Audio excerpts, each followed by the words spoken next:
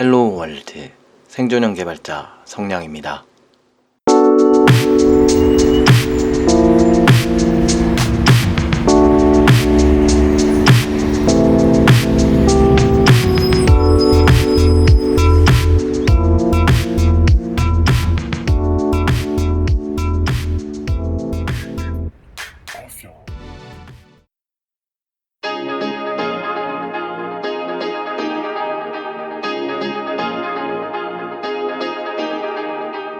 그 다음 연락 주셨던 분은 자바와 스프링 부트로 시작하셨던 KMH님이 문의해 주신 이야기를 해보겠습니다. 요것도 간단하게 말씀해 주신 요점만 좀 추려서 이야기하자면요. KMH님도 마찬가지로 웹 백엔드 개발자로 진입을 희망하고 계셨고요. 자바와 스프링 부트로 시작을 하신 상황이라고 합니다. 그런데 주변에서 자바 개발은 좀 구식이고 지고 있는 해니까 더 트렌디한 기술로 빨리 전환해서 시작하는 게 좋지 않겠냐라는 말을 들어서 고민이 된다고 하시더라고요.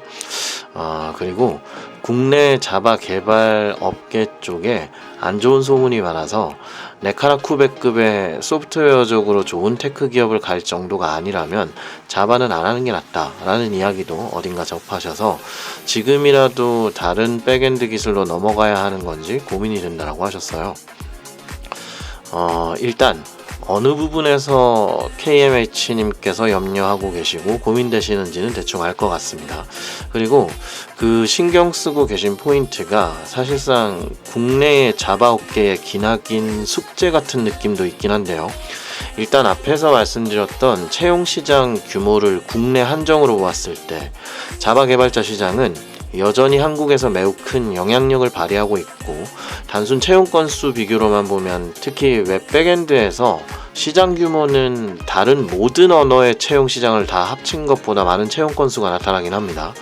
물론 이 수치를 진짜 일자리 개수라고 따질 수는 없기는 해요. 그래도 공고 자체가 압도적으로 많은 건 의미가 있다는 거죠. 그리고 그 규모나 시장 장악력이 갑자기 크게 반전되거나 떨어질 일도 당분간은 없을 거라고 저는 생각하는 편입니다. 취업 그 자체로만 보면 국내 한정으로 안전한 선택이라는 건데요. 실질적으로 신입 개발자나 프로그래머로 진입하시려는 분들이 바라보시는 자바는 좀 오래됐고요. 구식의 프로그래밍 언어다라고 많이들 느끼시는 듯해요. 근데 그게 맞는 얘기죠. 사실이니까요. 기술이 태동한 시기부터 언제쯤부터 산업군에서 정점을 찍어왔는지를 생각해보면 당연히 오래된 프로그래밍 언어입니다. 버전면에서도 최근에서야 반년마다 메이저 버전을 공격적으로 올리고 있지만 문제는 실제 산업군에서는 그 버전업을 따라가기가 어려운 면이 있거든요. 그러다 보니까 신입분들 입장에서는 자바 쪽 업계는 고인물 잔치다 라고 생각하실 수도 있을 것 같습니다. 또 자바 백엔드 쪽 일자리에서 나쁜 소식이 많다라는 것도 틀린 이야기는 아니라고 생각하는데요. 그런데 잘 생각해보면 사실 그럴 수밖에 없어요. 왜냐면 한국 내에서 소프트웨어 일자리 수로 보았을 때 절대적인 숫자가 지금 자바 쪽이 많잖아요. 단순 채용 공고 수만 봐도 다른 프로그래밍 언어 계열수를 다 합한 것보다 많을 정도인데요. 2019년인가 2020년쯤에 기사가 났었는데요. 중국인 부자가 1억 명이 넘어서 미국인 부자 수를 넘겼다라는 이야기가 있어서 경제면 뉴스들에서 잠깐 떠들썩했던 적이 있습니다. 한국인 전체 수보다 중국인 중에 부자인 사람 수가 더 많은 거예요. 부의 양극화는 한국에서도 문제가 되고 있고 심해지고 있지만 사실 그 차이 수준은 중국에 비할 때는 아니거든요. 물론 그렇다고 한국이 아주 이상적이고 행복한 나라라는 걸 이야기하는 건 아닙니다. 제가 드리고 싶은 이야기는 단순히 보이는 숫자가 많아 보인다고 해서 그 실제 비율적인 면을 놓치시면 안 된다는 거예요. 숫자가 너무 적으면 좋은 케이스 자체가 없어요. 대선 후보들 보면요. 영향력 없는 대선 후보에게는 네거티브 전략 자체가 아예 생겨나지도 않습니다. 관심이 없으니까요. 자플래닛 같은 곳에 회사평 볼 때 걸러봐야 한다는 이야기 혹시 들어보셨습니까? 사람들은요. 택시 기사님이 운전을 잘하시고 원하는 도착지에 시간 내에 잘 갔고요. 친절하다고 해서 택시 회사에 굳이 전화해서 기사님 칭찬하지 않습니다. 뭔가 빙빙 돌아가는 것 같고 불친절하신 것 같고 서비스 자체에 뭔가 불만이 있어야 연락하는 겁니다. 물론 최근에는 SNS나 모바일, 온라인 플랫폼 사용이 익숙해지니까 배달 음식이 만족스러웠을 때 리뷰도 좋은 거 많이들 올려주시긴 하지만요. 기본적으로 사람들은 불만 없으면 그런가 보다 하고 그냥 넘어간단 말이죠. 좀 딴 얘기지만 저는 자플래닛의 회사평들은 약간 거리감을 유지하는 게 필요하다고 보는 편이거든요. 왜냐면 그렇게 굳이 회사에 대한 평가에 별점을 주고 아쉬운 점을 의견으로 작성하는 사람들은요, 보통 당연하지만 그 회사에 불만이 있는 사람들이기 때문입니다.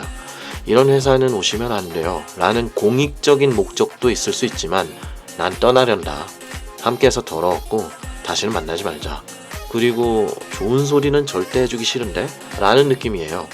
물론 지속적으로 별점이나 평가가 계속 안 좋았는데 어느 시점부터 갑자기 별점이 막 만점이 되고 회사 문화가 막 칭찬하는 글들 일색이고 좋은 회사다 라는 내용이 올라오기 시작하는 곳은 사실 조심해야 됩니다. 그건 위에서 시켰을 확률이 대단히 높거든요. 아무튼 주변의 말이나 여러가지 온라인에서 들려오는 자바 개발 쪽이 별로라고 하는 건 그런 좋지 않은 경험을 겪었던 사람들이 하는 이야기일 확률이 높고요. 그게 또 재생산되고 확대되고 밈화를 거치는 경우가 많으니까요. 그 숫자 자체가 많다고 해서 업계 자체가 안 좋은 건가 보다 라고 생각하는 건 다소 무리가 있지 않나 라는 생각이 듭니다. 제가 자바 바라기라서 하는 이야기가 아니에요. 일단 채용 시장이 워낙 크기 때문에 선택 자체가 나쁘다라고 생각하지 않고요. 다만 자바의 경우는 최근에 살펴보면 확실히 스타트업에서 메인 언어로 자바를 선택하는 경우는 굉장히 적어지는 듯 하긴 합니다. 그리고 자바로 준비하신 시간이 많으시다면 일단 거기서 더 좋은 일자리를 구하기 위해서 시간을 쓰시는 게 완전히 새로운 언어군으로 갈아타는 것보다는 낫지 않나 라고 저는 생각을 하긴 해요. 지금 이야기 드리고 있는 다른 최신의 프로그래밍 언어 쪽이나 트렌디한 기술을 사용하는 곳이라고 해서 그 회사들이 다 좋은 회사들만 있을지는 확답할 수 없습니다. 회사명을 얘기할 수는 없지만 굉장히 유명한 회사고 기술적으로도 굉장히 좋다고 밖에서 많이 의견이 나오는 회사들이 있는데요. 그 회사 노동 강도 보면 정말 혀가 내둘러질 정도거든요. 바깥에서 보이는 이미지와 단순히 어떤 기술을 쓰고 있는 것만으로는 그 회사가 좋다 나쁘다라고 판별하기는 좀 어렵습니다. 물론 가치관의 차이가 좀 있긴 하겠지만요. 어쨌든 다만 뭔가 좀 더 기술 트렌드를 따라가려고 노력하고 있는 듯한 느낌이 드는 곳이 그래도 좋은 개발 문화를 이해하고 도입하려나 보다 라는 기대를 좀 더 할 수 있는 정도가 아닐까 싶어요. 규모의 면으로 따져본다면 일단 자바가 메인으로 사용되는 곳은 좀 큰 곳이, 규모가 좀 큰 곳이 많긴 합니다. 안 좋은 회사를 걸러내기 위한 노력이 약간 필요할 수 있다라는 거지 업계 자체는 여전히 안정적이고 해볼만 하다고 생각해요. 그리고 고인물이 많다라는 건 그만큼 배워나갈 터전이 벌써 마련되어 있다라는 점으로도 볼 수 있을 것 같아요.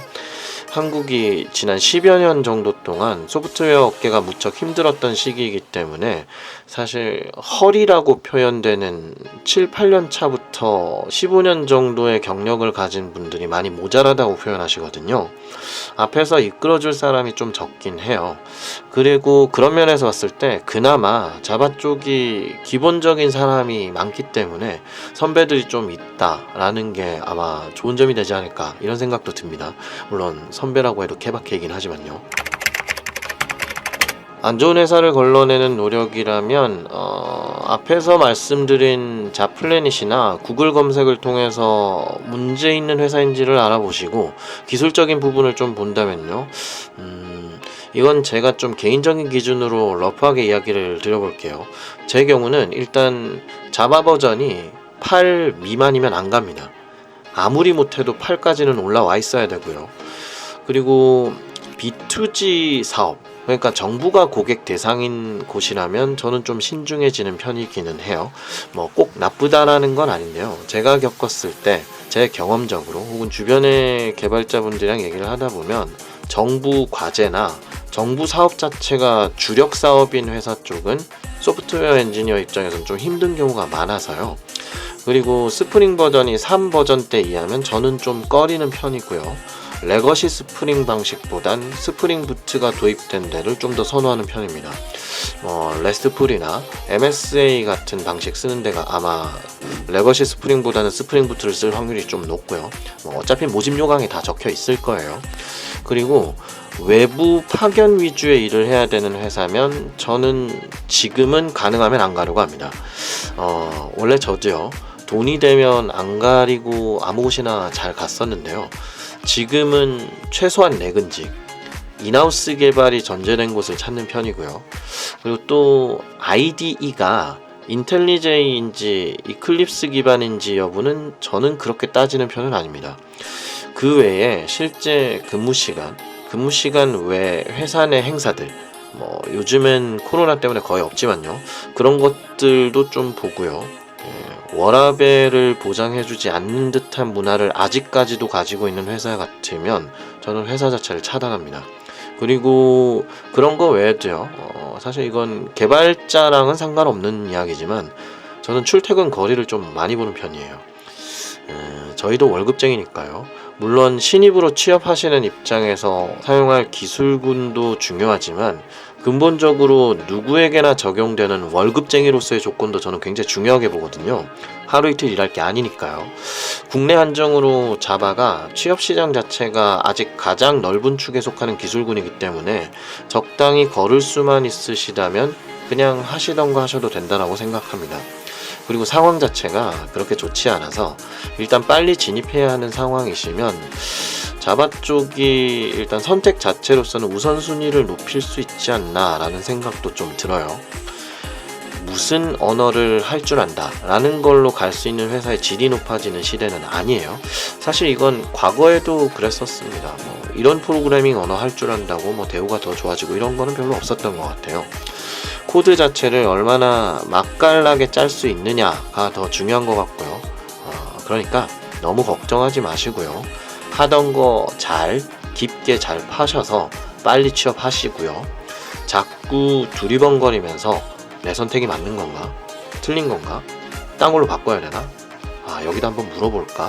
이런 거 고민하지 마시고요. 코딩 테스트 문제 하나라도 더 풀어보십시오. 아직 자바 쪽도 괜찮습니다. 마지막으로 연락 주셨던 분은 LSH님이셨는데요. LSH님도 마찬가지로 백엔드 개발자로 취업하시길 원하시고요. 이분은 파이썬과 장고 프레임워크로 공부를 하고 있는 상태라고 하셨습니다. 온라인상의 커뮤니티 등에서 검색을 해보니까 비교적 구인구직이 많은 스프링이나 노드를 놔두고 왜 장고를 선택하냐라는 의견을 많이 보셔서 고민이 많으신 눈치더라고요. 그러면서 장고 프레임워크로도 신입 취업이 가능한지 궁금해하셨고요. 지금이라도 다른 기술셋 공부를 해야 하는지 고민된다고 하셨습니다.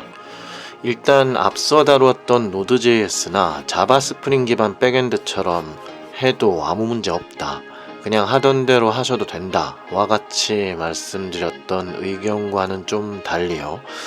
파이썬은 제가 국내 한정으로는, 그러니까 한국 채용 시장으로만 국한해서 본다면요, 완전히 확신하긴 어려운 상황으로 느껴지기 때문에 좀 다소 조심스럽긴 합니다.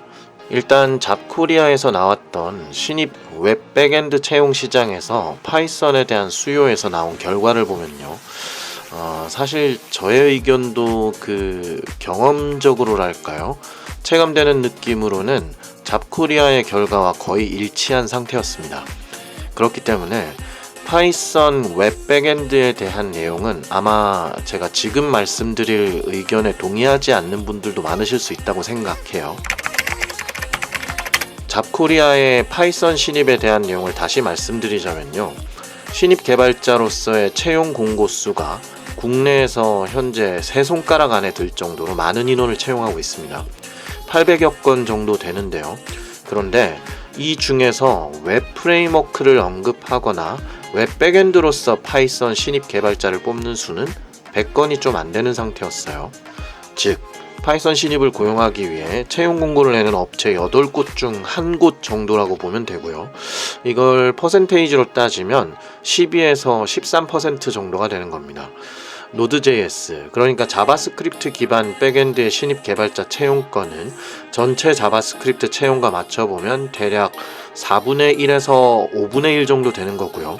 자바 쪽 경우는 3분의 1부터 4분의 1 정도가 자바 채용 시장에서 자바를 백엔드로 사용하면서 신입을 뽑는 비율이랍니다. 그러니까 언뜻 잡아서 보아도 한국에서 가장 채용 시장이 큰 3개 언어인 자바스크립트, 파이썬, 자바 중에서 파이썬이 웹 백엔드로서의 채용 비율이 가장 낮은 거예요. 퍼센트로만 따지면 자바스크립트나 자바 쪽보다 대략 2배 가까이 적은 겁니다. 자, 일단 이 이야기가 파이썬 자체가 좋지 않다, 혹은 파이썬이 웹 백엔드로 쓰기에 적절하지 않다라는 의미가 절대 아니라는 걸 다시 한번 강조드리고 싶어요. 일단 파이썬 기반의 웹 프레임워크는 크게 장고와 플라스크가 있고요. 장고는 웹 전체 스택 개발을 위한 규모가 큰 프레임워크입니다. 즉, 다른 언어군들의 메인 프레임워크인 자바의 스프링이나 PHP의 라라벨이나 ASP.NET 프레임워크, 노드.js 기반이라면 익스프레스 같은 위치에 있을 거고요. 플라스크는 장고에 비해서 작은 프레임워크고, 그래서 귀엽게 마이크로 프레임워크라고도 부릅니다. 인기도 그렇지만 규모나 안정성 면에서 어느 정도 이상 확장을 생각한다면 파이썬 측에서는 플라스크보다 장고를 선택하는 편이라고 저는 알고 있어요. 그런데 일단 저는 파이썬 기술셋이 제 주력은 아니지만 제가 잠깐 AI, 그러니까 인공지능 관련된 일을 할 때 파이썬 기반의 프로젝트에 참여한 적이 있었는데요. 괜찮았어요. 제가 프로그래밍 언어들 자체를 다 좋아라 해서 좀 그런 면도 있었지만 나쁘지 않았습니다. 소문으로만 들리던 퍼포먼스 문제도 전혀 없었고요. 그리고 장고는 거의 ORM을 기본으로 깔고 가는 느낌이어서 데이터 관련 작업도 비교적 깔끔한 편이었던 걸로 기억합니다. 그러니까 제가 앞에서도 말씀드렸지만 어차피 메이저한 수준의 프로그래밍 언어 기술 셋들은요, 현 시대 웹 애플리케이션이나 서비스를 만드는데 아무런 부족함이 없습니다. 다 각자 영역에서 충분하게 제 역할을 해줘요. 그런데 제가 그때 서비스 구현 기술이나 분석 설계를 완전 담당한 건 아니지만 어느 정도는 관여를 했었고요. 의견도 많이 나누었었는데요. 웹을 무엇으로 가져갈 것이냐, 그러니까 어떤 기술셋으로 꾸려 나갈 것이냐에 대한 이야기도 많이 했었는데요. 이때 거의 만장일치로 파이썬 웹을 선택했었습니다. 그게 왜 그러냐면요. 일단 빅데이터나 인공지능 계열 산업군에서는요, 현재 시점에서는 파이썬을 제칠 수 있는 기술셋은 없다고 보셔야 됩니다. 텐서플로우, 파이토치, 넘파이, 사이파이, 판다스, 케라스 지원하는 것도 굉장히 많고요. 이미 빅데이터나 인공지능에선 표준급으로 다 자리를 잡아가고 있는 상황이고, 그 중심에 파이썬이 있기 때문에 만약 우리가 만들려고 하는 서비스나 애플리케이션의 빅데이터나 인공지능이 함께 있는 상황이라면 파이썬은 제1 언어로 굳어진다라는 건데요. 그런 상태라면 파이썬으로도 충분히 웹을 다 만들 수 있는 프레임워크나 주변 기술이 다 갖춰져 있는 상황이기 때문에 굳이 다른 언어공 기술셋을 쓸 필요가 없습니다. 완전 백지 상태에서 시작한다면 말이죠. 파이썬 하나로도 다 제작이 가능하니까요. 그러니까 파이썬은 지금 국내 채용 시장을 한정해서 볼 때 파이썬 기반의 웹은 빅데이터나 인공지능 영역이 중심이 되는 사업에서 그 영역을 보조하거나 전달하기 위한 채널 용도로 사용되는 경우가 더 많다는 겁니다. 파이썬 단독으로 웹 서비스나 애플리케이션을 만드는 게 좋지 않다, 혹은 적합하지 않다라는 이야기가 아니에요. 웹보다 훨씬 더 강력한 영향력을 발휘하고 있는 영역이 이미 존재하고 있고, 그 중심을 서포트하는 느낌으로 파이썬에서는 웹을 사용하는 경우가 국내에선 많기 때문에 온전히 단독 웹 서비스, 그러니까 빅데이터 분석이나 인공지능이 필요하지 않는 분야에서 단독 웹 서비스로서의 파이썬은 채택이 많지 않아 보입니다. 또 이렇게 생각해 볼 수도 있을 것 같아요. 시대 상황적으로 당연히 어떤 소프트웨어 기업이라도 현 시대에 빅데이터나 인공지능에 관심이 없을 수는 없습니다. 그런데 만약에 어떤 소프트웨어 회사가 완전히 새롭게 창업을 시작해서 인공지능이나 빅데이터를 활용한 서비스를 시작하려고 하는 게 아니라면 대부분의 회사들은 기존 모바일이나 웹 서비스 위주의 사업을 하고 있었을 텐데요. 그렇게 연역이 어느 정도 된 국내 회사들은 그 시절에 파이썬을 웹으로 쓰지 않았었거든요. 그러니까 이미 다른 프로그래밍 언어셋의 웹 백엔드 서비스와 인력풀을 갖춰둔 상태에서 빅데이터나 인공지능을 추가로 더 얹어서 쓰고 싶은 상황이라면 빅데이터나 인공지능 관련된 내용에는 당연히 파이썬을 써야 하니까요. 그 영역을 담당해줄 파이썬 인력을 채용하겠지만 기존 웹 인력은 그대로 유지하면서 움직일 가능성이 크다라는 거죠.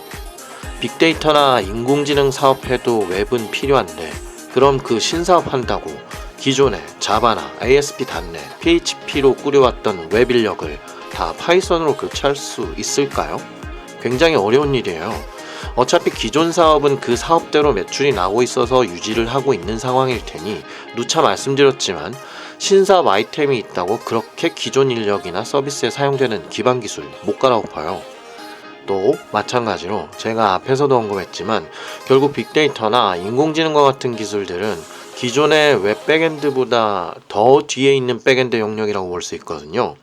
빅데이터 분석을 잘해서 그 결과를 데이터베이스 등에 적재해서 사용하고요. 인공지능 같은 경우는 코어 머신이 따로 있는 상황에서 사용자의 텍스트나 음성, 이미지나 동영상 같은 여러 가지 입력을 전달해서 인공지능 머신이 분석한 내용을 다시 웹 백엔드에 전달해서 웹 백엔드가 필요한 기본 데이터를 처리한 후에 사용자 인터페이스가 있는 플랫폼에 전달하는 채널 역할을 하기 때문에 엄밀한 의미에서는 약간 분리된 구조를 가집니다. 즉, 빅데이터나 인공지능 관련 업무를 파이썬으로 한다고 해도요, 굳이 웹까지 파이썬으로 다 할 필요는 없다라는 거죠. 그러니 이러한 국내 소프트웨어 사업들의 웹 백엔드 기술 동향과 현재 파이썬과 파이썬 웹 프로그래밍 관련 기술의 신입 채용 건수의 비율을 같이 생각해보면요. 당연히 파이썬 웹 프레임워크 쪽 신입으로 진입 가능합니다. 안 될 건 없어요. 파이썬의 장고나 플라스크가 다른 기술에 비해 빠지는 프레임워크도 아니고요. 파이썬이 세계에서 제일 잘 나가는 언어라는 거 모르는 사람이 있나요? 소프트웨어 업계 종사라면요. 그런데 만약에 국내 취업 시장 한정으로 생각해 본다면 빅데이터나 인공지능과 관련 없는 단독 웹 백엔드 채용 시장으로 보았을 때 파이썬 웹 백엔드 직구는 다른 메이저 기술들에 비해 채용 시장이 좁다라는 게 사실입니다.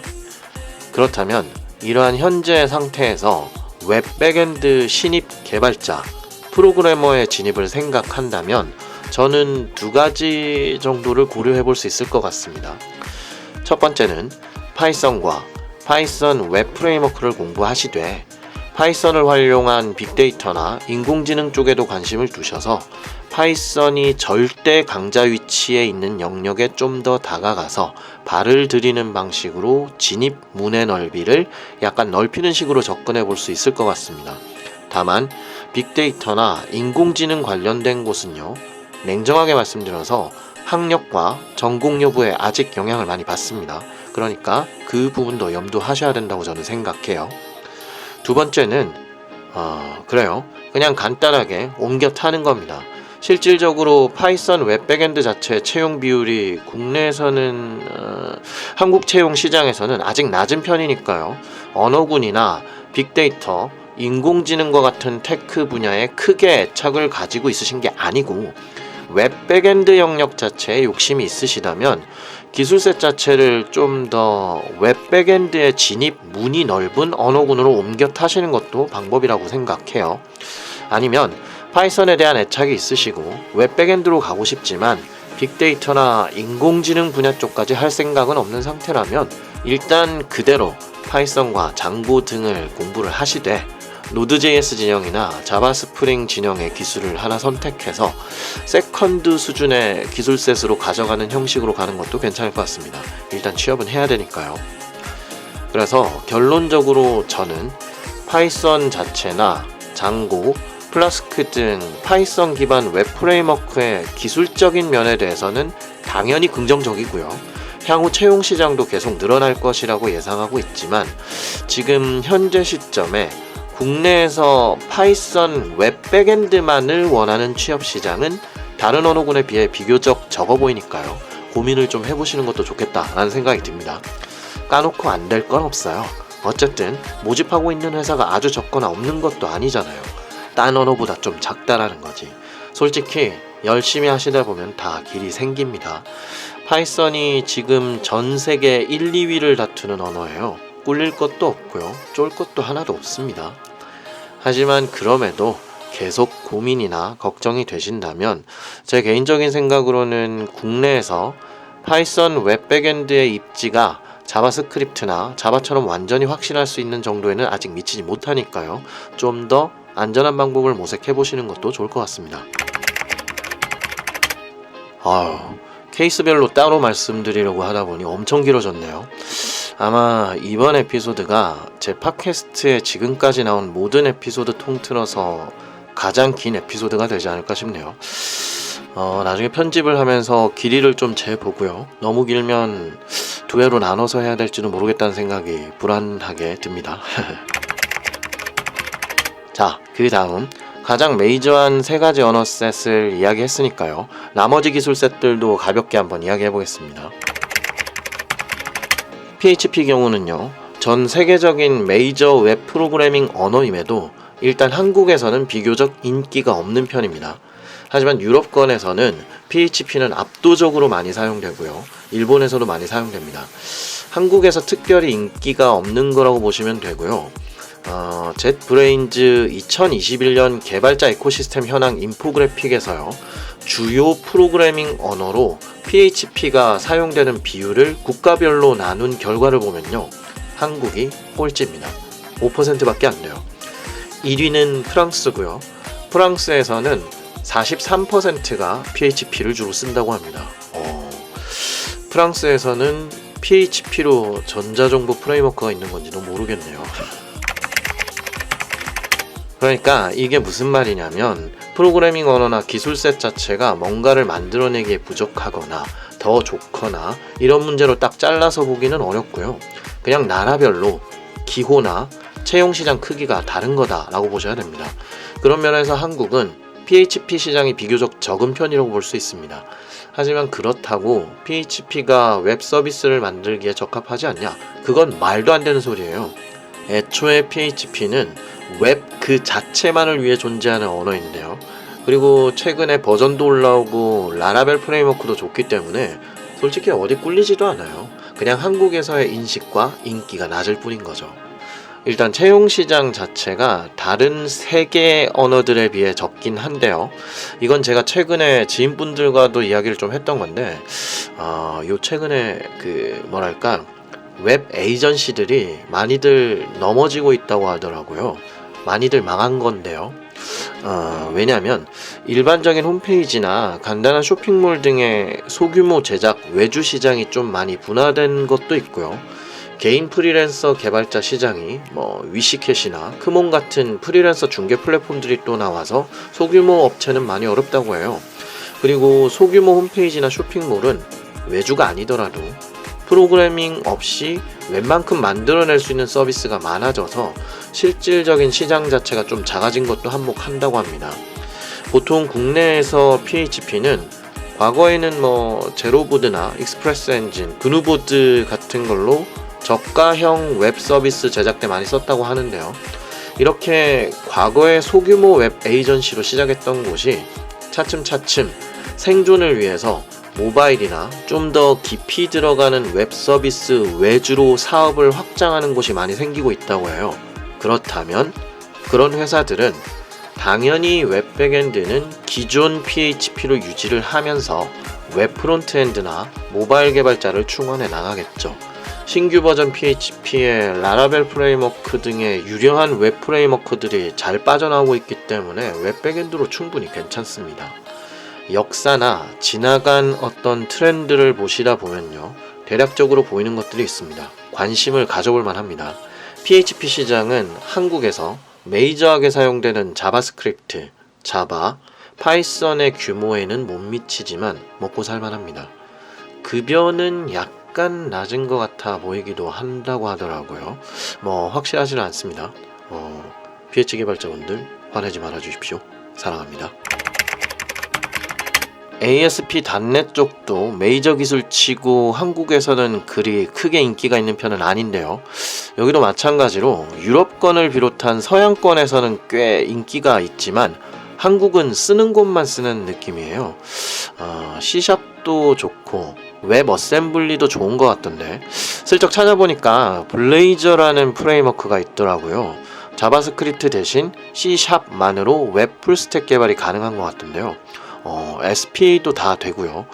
근데 제가 .NET 프레임워크 쪽은 사실 잘 몰라서요. 이야기하기가 좀 어렵긴 합니다. 그래도 개발자 커뮤니티에서 간간히 얘기해 주시는 거 보다 보면 저기도 괜찮은가 보네 이런 느낌이 들긴 해요. 스칼라는 한동안 좀 반짝하는가 싶더니 다시 조용해졌고요.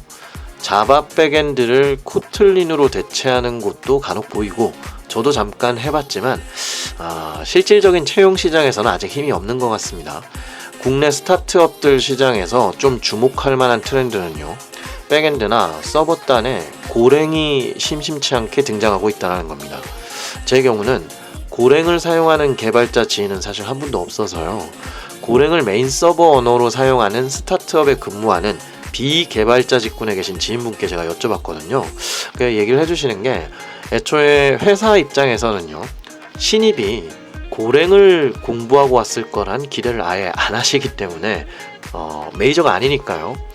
그래서 자바스크립트건 파이썬이건 자바건 어떤 프로그래밍 언어로 시작했던 상관없이 프로그래밍 언어에 대한 이해 수준 그리고 마인드 또 고랭을 사용하는 데 거부감 없이 잘 달려들 수 있는 어떤 지적 호기심 이런 것을 많이 본다라고 해요. 개인적으로 저는 백엔드나 서버단 프로그래밍 언어 쪽에서는요. 고랭의 위치를 굉장히 관심 있게 보고 있습니다. 프레임워크나 이런 부분에서 조금만 잘 올라와 준다면 충분히 시장 영향력을 발휘할 수 있을 거라고 기대하고 있어요.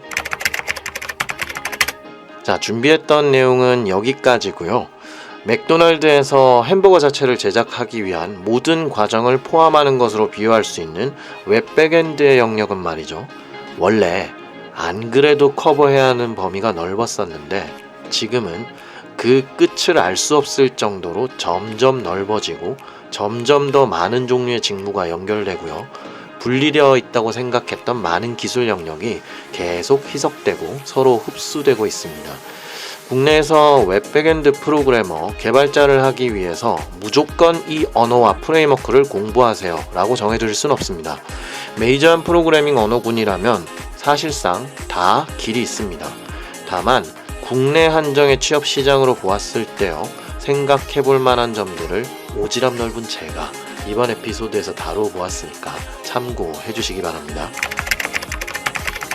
제가 웹 백엔드 개발자 프로그래머 진입을 준비하는 분들께 앞의 내용에 추가해서 마지막으로 감히 조언드리고 싶은 건요. ORM 쪽이 아무리 커져도 SQL을 등한시하지 마십시오. 그리고 국내 시장에서 어느 정도 일자리가 보장된 많이 사용되고 있는 특정 프로그래밍 언어와 프레임워크를 정하셨다면 일단 그걸로 충분합니다. 그걸로 밀고 나가십시오. 여력이 되신다면 웹 프론트엔드, 근본적인 HTTP와 웹 생태계의 이해, 네트워크 등에도 관심을 가져주세요. 가볍게 보실 영역이 아닙니다. 그리고 진입을 위해 필요한 건 뭐든 어떻게든 다 하십시오. 코딩, 알고리즘 테스트 준비든 팀 프로젝트든 개인 프로젝트든 가리지 말고 다 하세요.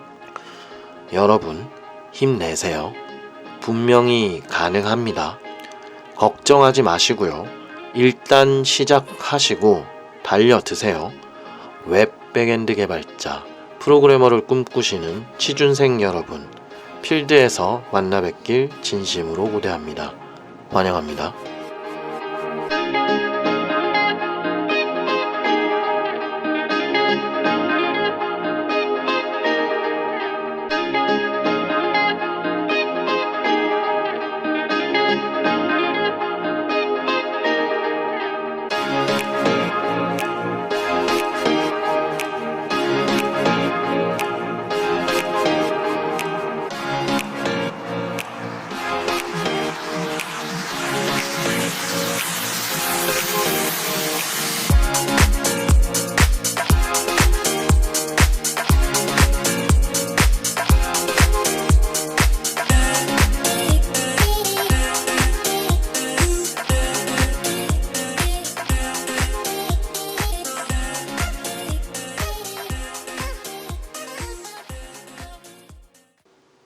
while true, to be continue, 세미콜론은 매너입니다.